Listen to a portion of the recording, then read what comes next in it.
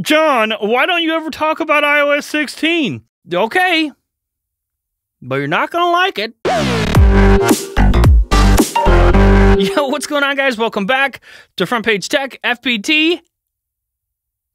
No, of course, the show that gives you all of this tech news from one geek that is me to another that is you. If not saying Fapata didn't ruin your day, this will. Let's talk tech news. All right, so first up for the day, let me make you a deal. Before we talk about iOS 16, I'm going to talk about Apple's upcoming AR/VR headset.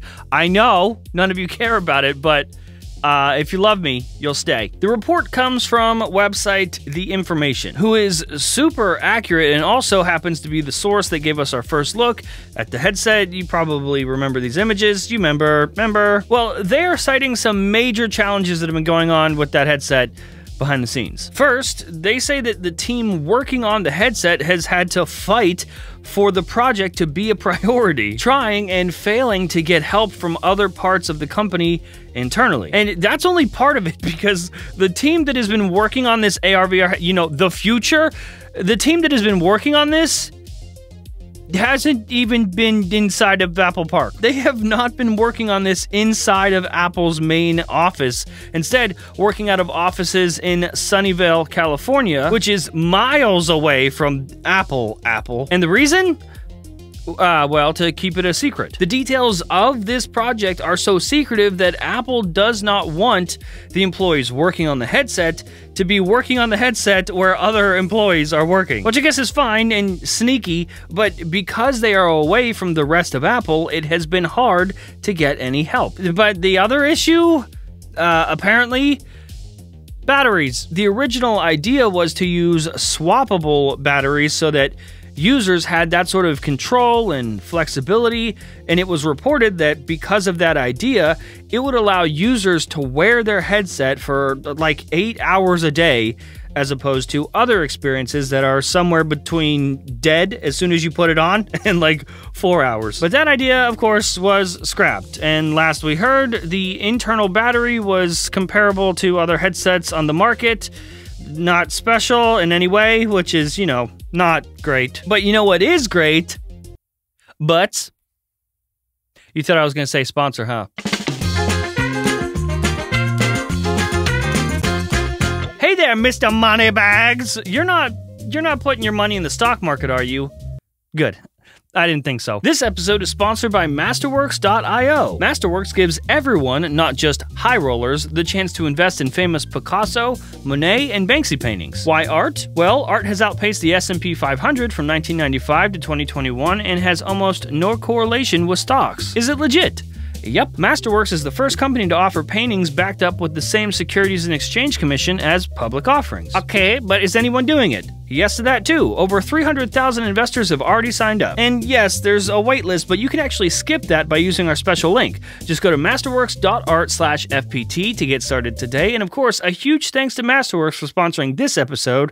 Oh, hey, welcome back. Okay, so now this is the part where I ruin your day.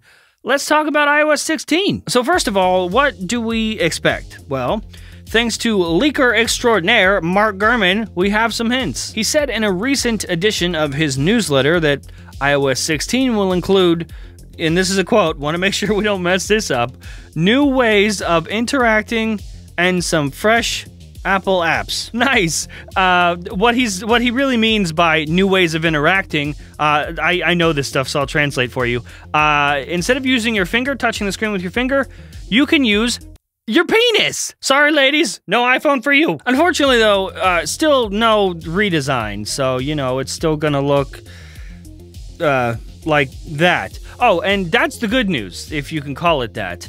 The bad news is that it's delayed. In a tweet, Gurman indicates that the current beta builds of Apple's upcoming iOS 16 are buggy, and because of that, the first public beta will be late. Oh no! Months ago, I put out a video called Apple Sucks Now and It's Your Fault. And the whole premise of the video is how Apple is starting to slip big on software. The hardware is great. Don't get me wrong. I think that Apple right now is making the best hardware that they have ever made period. But the software is taking a major hit across all of their products. In the video, I demonstrate multiple and replicatable,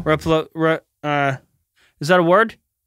That's not a word, is it? Multiple bugs that I had across all of my devices. I showed them to you. And it seemed, based on the comments of that video, that a lot of you were experiencing the same thing, and it is frustrating. So, hearing that iOS 16 is so buggy that it's pushed back, that it's delayed, is not good.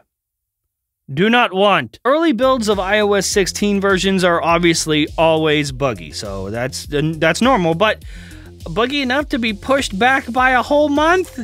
That's not awesome. That's not my favorite. Keep in mind that that is for the public beta, though. Like the general release, the everyone gets it version, that doesn't come until September. So they got some time. At least they have until then to make sure iOS is stable enough for full public release. So let's just hope that they get everything sorted by then. And if they don't get it cleaned up and ready by then, listen, Apple, I would rather just wait, okay? Don't release a publicly available, buggy, terrible version. I would rather wait a month. Hell, I will wait 2 months for a clean version of iOS rather than letting you give me a garbage version. If I wanted garbage software, I would just use Android.